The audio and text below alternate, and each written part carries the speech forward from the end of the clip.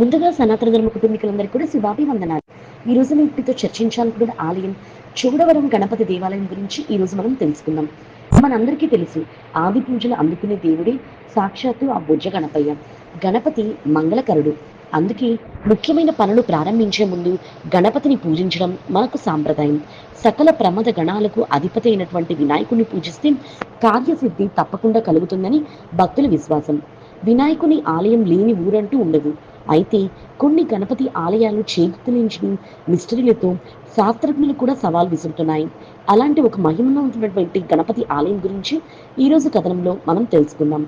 విశాఖపట్నం సమీపంలోని చోడవరంలో స్వయంభూ కార్యసిద్ధి వినాయకుని ఆలయం భక్తులను విశేషంగా ఆకర్షిస్తుంది. ఇక్కడ స్వామివారు స్వయంభూగా వెలిసినట్టు తెలుస్తుంది. సుమారు 200 ఏళ్ల నుంచి ఈ ఆలయంలో గణనాథుడు పూజలు అందుకుంటూ ఉన్నాడు. చోడవరం గణపతి ఆలయంలో వెలిసిన స్వామివారిని కార్యసిద్ధి వినాయక స్వామి అని పిలుస్తాము.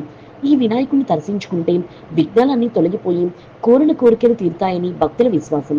ఈ ఆలయాన్ని ఉత్తరాంధ్రుల వాసులు కాణిపాకంగా వ్యవహరిస్తారు.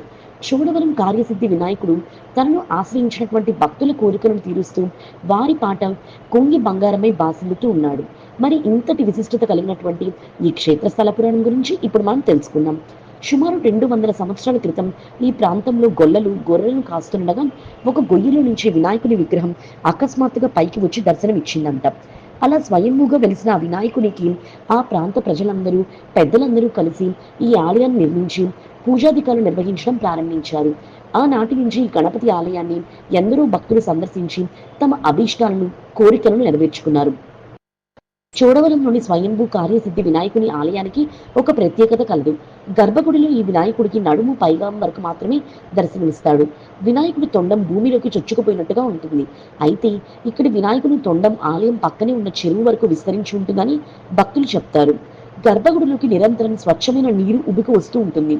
చెరువులోని నీరు వినాయకుని తొండం ద్వారానే గర్భగుడిలోకి వస్తుందని ఇక్కడ పూజారులు చెప్తారు. ఈ నీటిని స్వామివారి అభిషేకం, ఇతర కైంకర్యాలకు వినియోగించడం విశేషం. కాణిపాకంలో ఎలాగైతే వినాయకుడు బావిలో వెలిసి ఉంటాడో ఇక్కడ కూడా స్వామి నిరంతరం నీటిలోనే ఉండడం వలన చోడవరం గణపతి ఆలయాన్ని రెండో కాణిపాకంగా భక్తులు ప్రసిద్ధి చాంచారు. ఈ వినాయక ఆలయంలో గర్భగుడిలోకి నీరు ఎలా వస్తుందా అనే మిస్టరీని ఛేదించేందుకు పలువురు పరిశోధనలు కూడా చేశారు.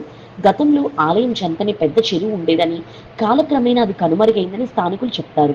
ఇప్పుడు ఆలయంలోకి ఈ నీరంతా ఆ చెరువు నుంచే వస్తుందని అంటారు. అయితే గర్భాలయంలోకి నీరు చేరడం శుభసూచకమే అంటారు ఇక్కడ పూజారులు.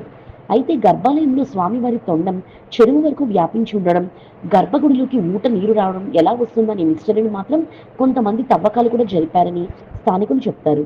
కానీ ఎవ్వరు కూడా ఈ మిస్టరీని ఛేదించలేకపోయారు. ఇదంతా వినాయకుని మహత్యమేనని స్థానికులు చెప్తారు. స్వామివారి తొండం పెద్ద చెరువు వరకు విస్తరించి ఉంటుందని, అలాగే ఈ తొండం ప్రతి ఏటా పెరుగుతూ ఉంటుందని భక్తులు విశ్వసిస్తారు. చోడవరం గణపతి ఆలయం ప్రతిరోజు స్వామివారికి నిత్య కైంకర్యాలు యథావిధిగా జరుగుతాయి.